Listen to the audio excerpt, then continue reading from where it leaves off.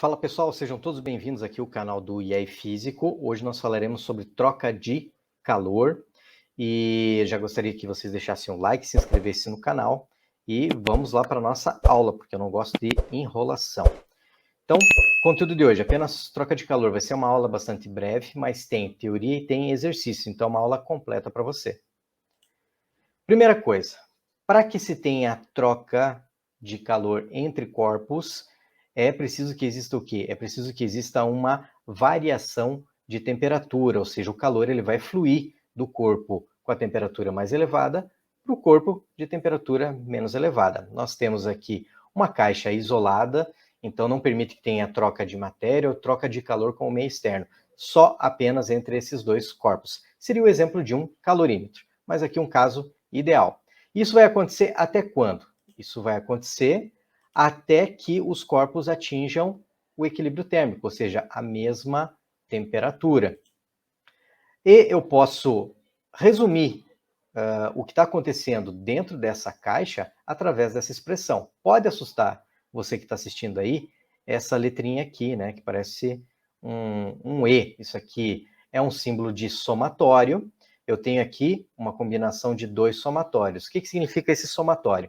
Significa que todos os corpos que cedem calor, eu vou colocar uma soma. Então, se eu tiver 1, 2, 3, não importa a quantidade.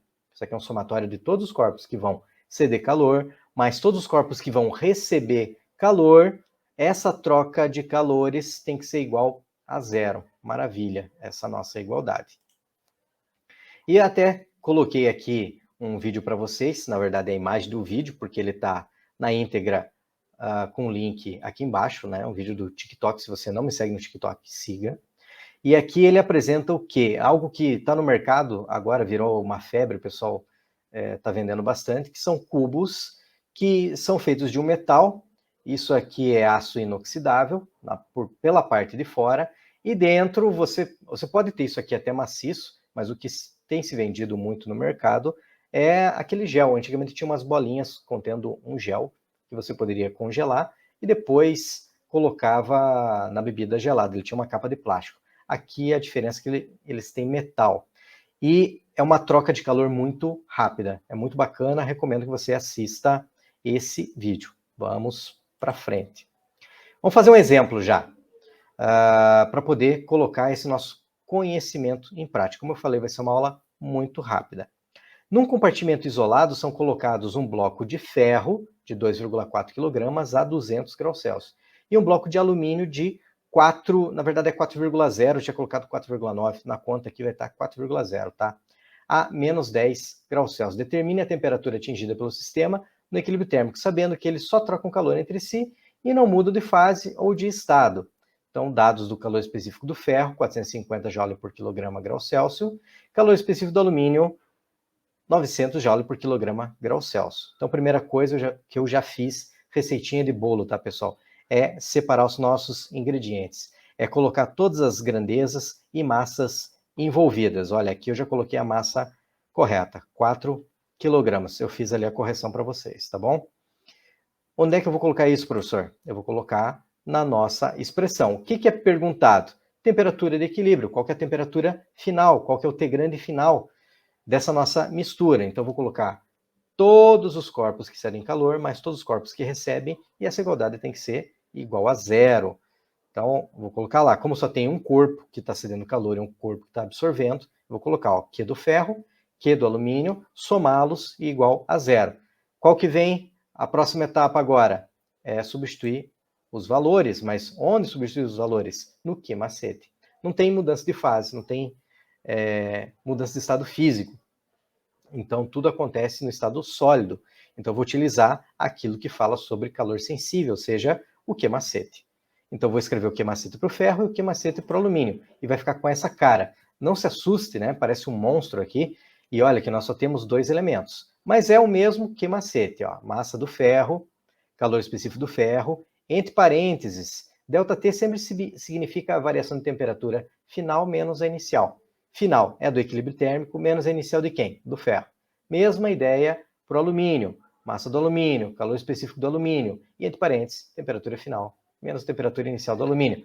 Próxima etapa, é substituir os valores. Então, estou colocando aqui, ó, 2,4 kg do ferro, 450 é o calor específico do ferro, ó, 450 joule por quilograma grau Celsius, vezes temperatura final menos temperatura inicial do ferro, 200 graus Celsius. Mais massa do alumínio, 4, vezes calor específico do alumínio, 900 joule por quilograma grau Celsius, vezes, entre parênteses, T. Opa, aqui mudou de sinal. Por que mudou de sinal, né?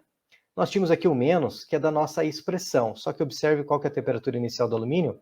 Menos 10 graus Celsius. Esse menos aqui vai conversar com o menos da expressão. E é uma multiplicação, né? Menos vezes menos dá sempre mais. Por isso que ficou esse sinal de mais.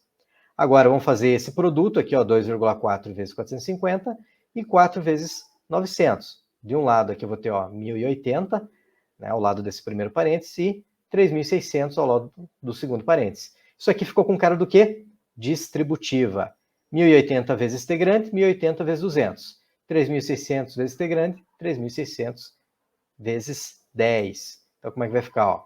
1.080T menos 216.000 mais 3.600 T grande mais 36.000, né? Que é a multiplicação de 3.600 vezes 10.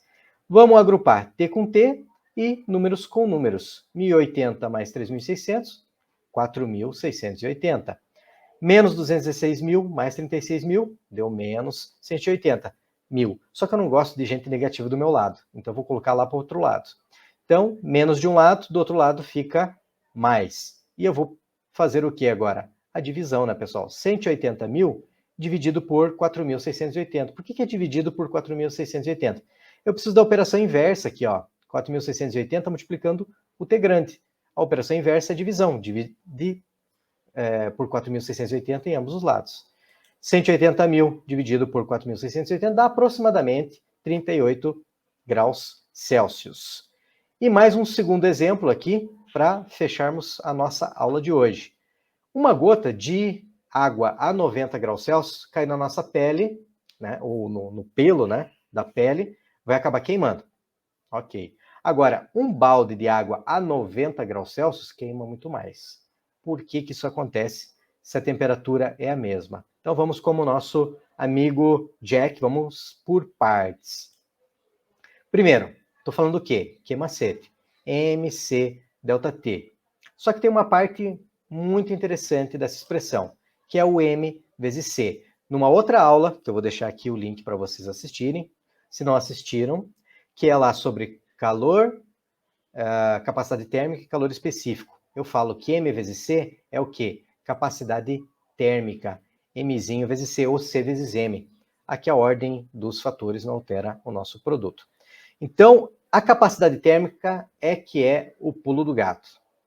Por quê? Porque nós vamos ter que analisar a capacidade térmica de uma gota e a capacidade térmica de um balde. O que eu posso falar de um, o que eu posso falar do outro? Primeiro, eu vou falar aqui sobre a gota. A capacidade térmica da gota é pequena, mas por que é pequena? Porque a massa da gota envolvida também é pequena. Embora calor específico da água que está na gota e da água que está no balde é o mesmo, né? É a mesma natureza. O que eu posso dizer sobre a capacidade térmica do balde? Vai ser elevada. Por quê? Porque a massa envolvida é elevada. Então, quem tem maior capacidade térmica vai trazer o maior problema, a maior queimadura. Ou seja, capacidade térmica do balde vai ser maior que a capacidade térmica da gota. E por isso o estrago é bem maior com o balde. Galera, obrigado por ficarem comigo até aqui. Dá o like, se inscreve no canal e um beijo.